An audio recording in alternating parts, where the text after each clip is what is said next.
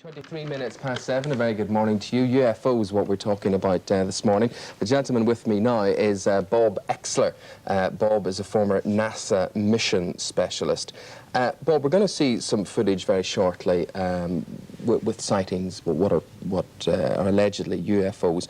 But from your point of view, what is the single most convincing piece of evidence that you've come across that convinces you that we have been visited?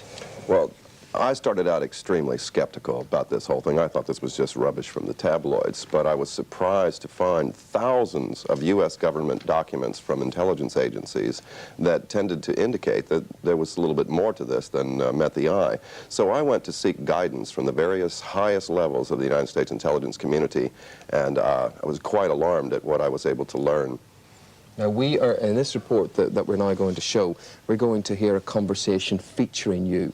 Tell me the context of that conversation. Well, I had contacted Admiral Bobby Ray Inman, who was the head of the National Security Agency in the United States, Deputy Director at CIA, Director of Naval Intelligence, and a variety of intelligence posts, a technologist, and clearly someone that, if this was really accurate, that there really were UFOs and non-human intelligence around, this is a man who had to know. So I was able to contact him thanks to a contact through Admiral Lord Hill Norton here in the UK.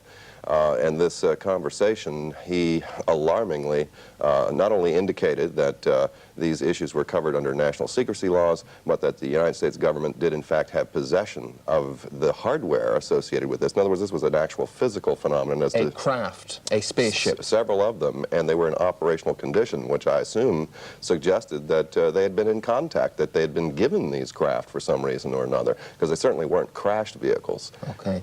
Well, is there anyone out there? Sue Whitfield reports.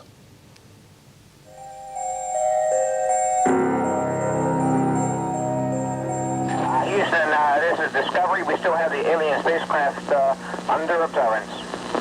Since 1947, when the term unidentified flying object was first coined, the American government is believed to have had more than a passing interest in UFOs. There have even been reports they've seized alien aircraft for secret testing, but it's never been confirmed.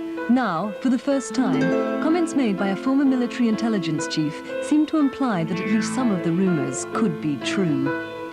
Do you anticipate that any of the recovered vehicles would ever become available for technological research outside of the military circles? 10 years ago, the answer would have been no.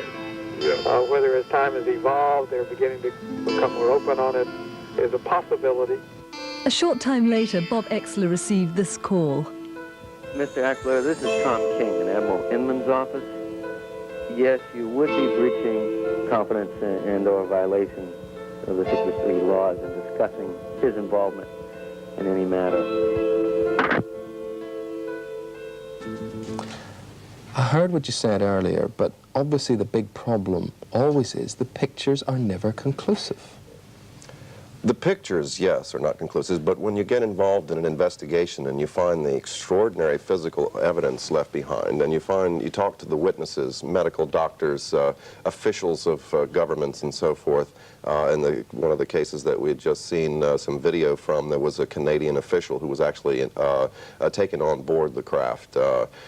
When you subject these areas of testimony to lie detectors, polygraph exams, using the kind of technology that we have to determine whether someone's actually telling the truth or not, the results become absolutely nothing short of alarming. Okay, if these governments, the Canadian government, the American government, if they are in possession of spacecraft, if they have made contact with aliens, why don't they tell us?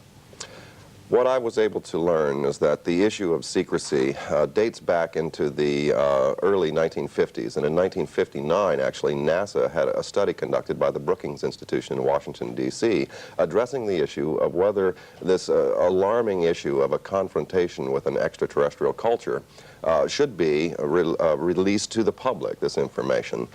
It was determined that there would be grave consequences for just an overt public pronouncement by government government officials.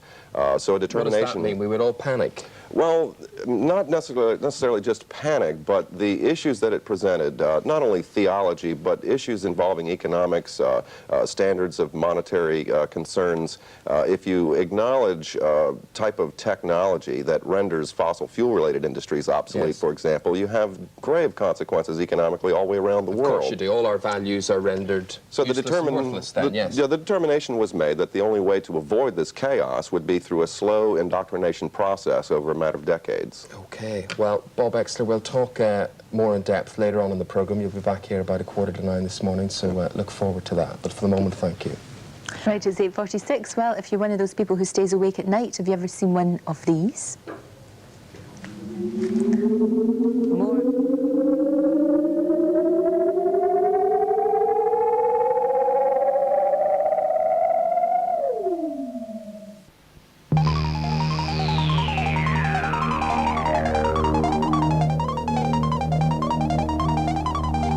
Do you believe that there's something out there? Well, we're about to show you exclusive pictures of mysterious UFO-type objects which have never been seen before on British TV. Sue Woodfield's report also shows how seriously the American government take the issue, with a recording between a former NASA scientist and a CIA chief.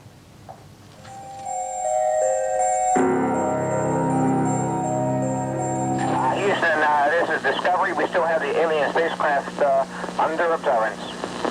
Since 1947, when the term unidentified flying object was first coined, the American government is believed to have had more than a passing interest in UFOs.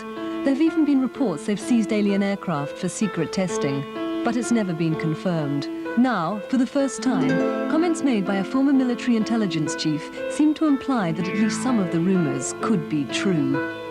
Do you anticipate that any of the recovered vehicles would ever become available for technological research outside of the military circles?